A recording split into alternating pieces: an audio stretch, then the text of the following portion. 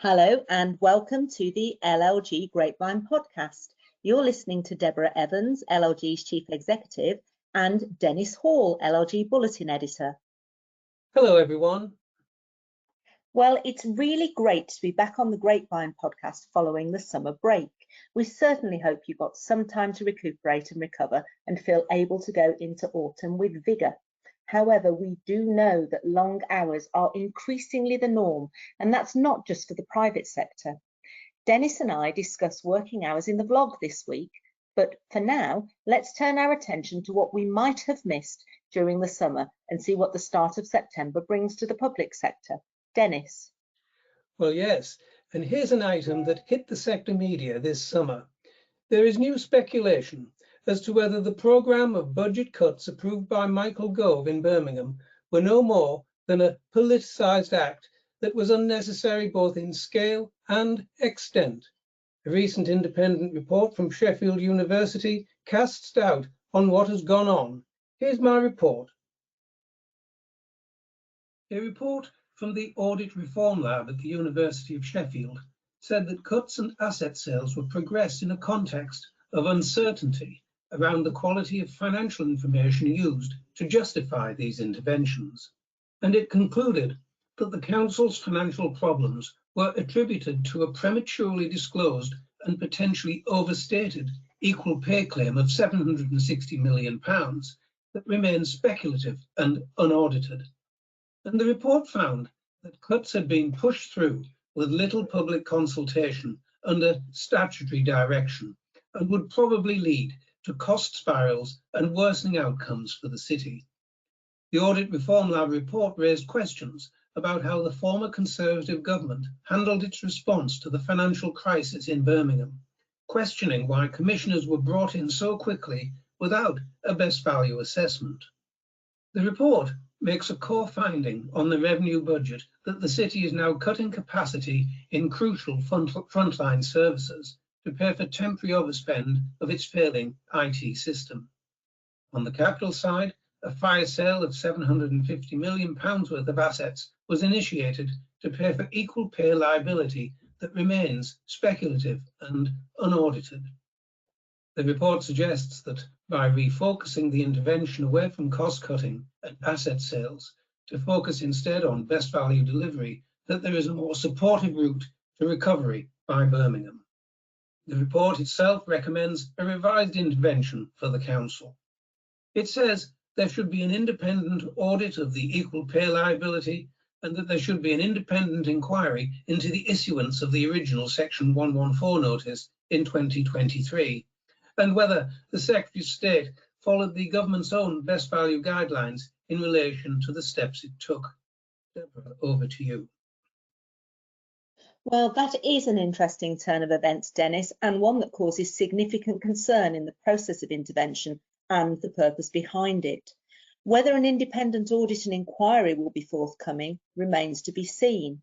Now, sticking with regulatory oversight, the teaching profession have sighed with relief at last week's announcement about OFSTED inspections. OFSTED grades are to be scrapped with immediate effect, to be replaced by a full and comprehensive assessment of how schools are performing, the government has announced. Now, this announcement on the 2nd of September follows engagement with the sector after the death of head teacher Ruth Perry, who took her own life while waiting for a report that downgraded her school to inadequate. The government said that single headline grades failed to provide a fair and accurate assessment of overall school performance across a range of areas and are supported by a minority of parents and teachers. For inspections this academic year, parents will see 4 grades across the existing subcategories: quality of education, behaviour and attitudes, personal development and leadership and management. From September 2025, the introduction of school report cards will provide parents with a full assessment of how schools are performing and will ensure that inspections are more effective in driving improvement, the government revealed. In cases of the most serious concern, government will continue to intervene, including by issuing an academy order, which may in some cases mean transferring to new management.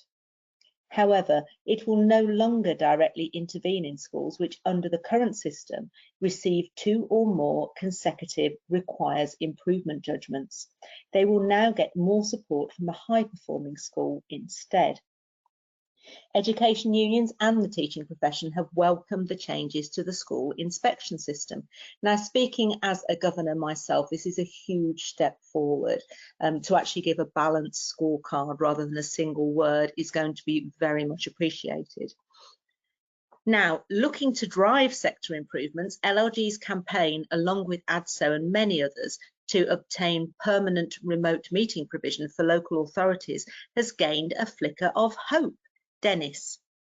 Indeed it has, Deborah. There's been widespread support for the government announcement that remote meetings are now back on the table. Here's more on this. Leaders at the Local Government Association have welcomed the latest news that the new government intends to consider updating laws to enable local authorities to offer virtual participation in council meetings. During the first year of the coronavirus crisis from March 2020 to April 2021, emergency temporary legislation allowed councils then to host virtual meetings. But after these provisions were no longer in effect, authorities were, once again, required to conduct all meetings in person at council chambers. This has remained the case since then, despite the legal campaign arguing that remote participation could be permitted under the terms of existing legislation.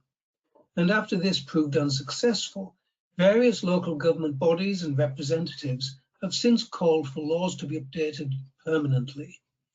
In a recent written parliamentary question, Liberal Democrat Deputy Leader Daisy Cooper asked the government whether it might make an assessment of the potential merits of bringing forward proposals to permit virtual meetings of local authorities and other public bodies on a permanent basis. And in response, Labour's freshly appointed Minister for Local Government, Jim McMahon, indicated that the new administration recognises the potential benefits of allowing councillors to participate in meetings remotely and intends to explore the issue further. He said, "Government wants to ensure that local government is modern, efficient, flexible and diverse, and we are keen to break down barriers that prevent people from seeking to serve their communities." He went on, "Allowing hybrid meetings could be a helpful step in doing that, and we are keen to work with the sector to have an evidence-based discussion about its merits."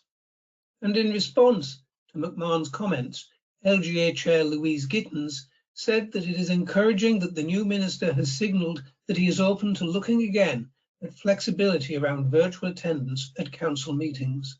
And she added that such a move is something the LGA has been calling for since 2021. Deborah. Well, it goes without saying that LLG and ADSO seized the opportunity and wrote to the new government in July, and then we were hugely encouraged to receive a response from the Minister, Jim McMahon, which was positive and emphasised the government's intention to ensure that local government is, I quote, modern, efficient, flexible and diverse, and that they are keen to break down barriers that prevent people from seeking to serve their communities.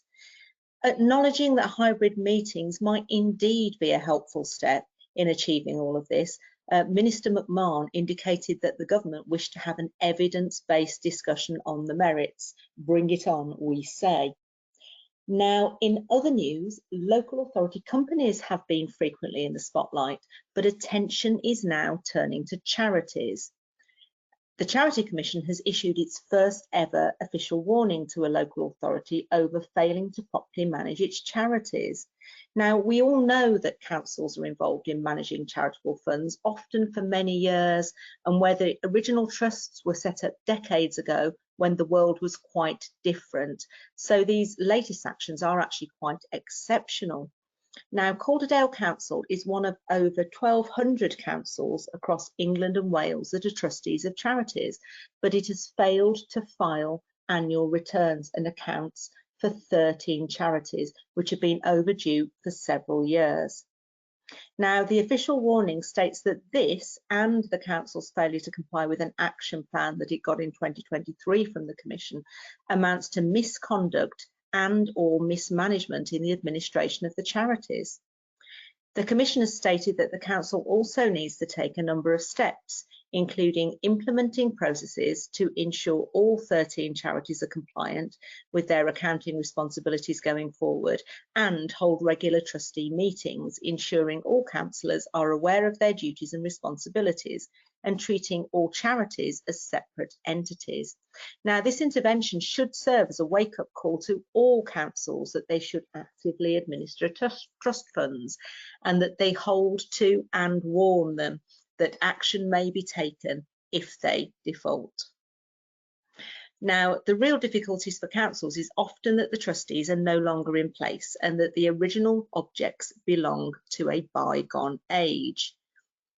On that note, now, Dennis, we know that the new government is making all manner of announcements on policy, and one significant one is that there is likely to be change around the issue of employment law. So what news there? Well, yes, indeed. And of course, the change in government, of course, brings a new wave of legislative reforms of all kinds, but particularly in employment law. And they've been in the news this weekend as well. So here we look briefly at the planned changes to individual employment rights and equality and diversity changes.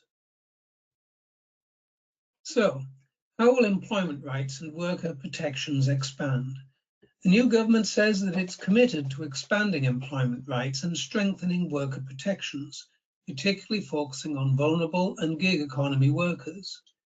On the issue of flexible working, the right to request flexible working arrangements will be extended to all employees from their first day of employment, making it a default right rather than a privilege earned over time. On unfair dismissal, protections against unfair dismissal will be bolstered, reducing the qualifying period for claims from 2 years of continuous employment to being again a day one right. Gig economy workers, often classified as independent contractors, will gain new rights, including holiday pay and minimum wage entitlements. And these changes are designed to curb exploitation and ensure fair treatment across all sectors.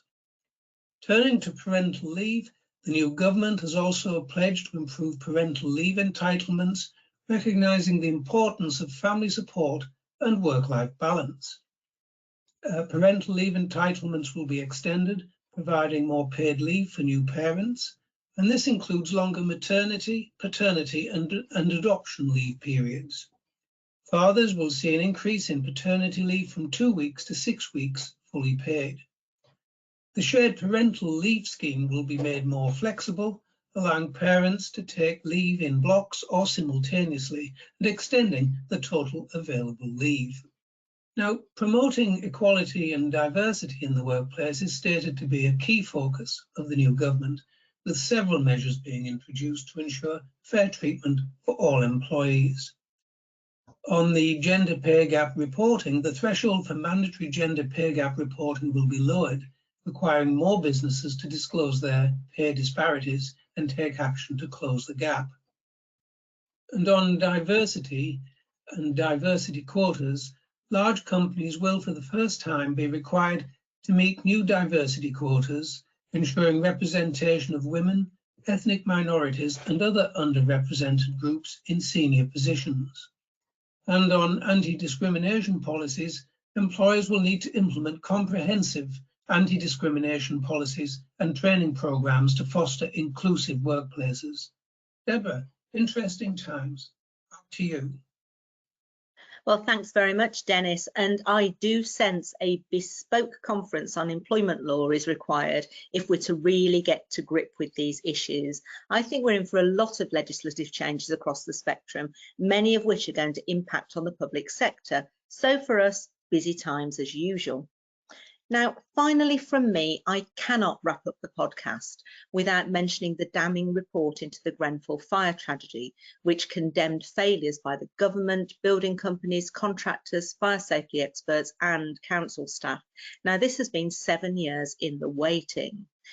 There are numerous recommendations, but of particular importance to councils was the fact that all local authorities train all of their employees, including chief executives, to regard resilience and preparedness for emergencies as an essential part of their.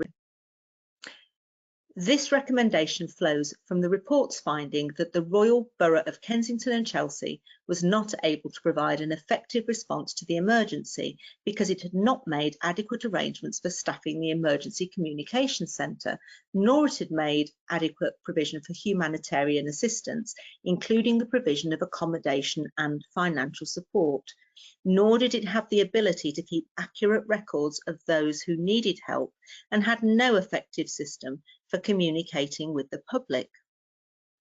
Angela Rayner has backed the police to bring criminal prosecutions against those responsible for the Grenfell Tower disaster as quickly as possible following the death of 72 people. Now, Dennis and I will return to the detail in the Grenfell report next week in both the podcast and the vlog. And on that note, you can read more on the items discussed today and many, many more besides by going to bulletin number 33, available on the LLG website now. So it's goodbye from me. And from me too.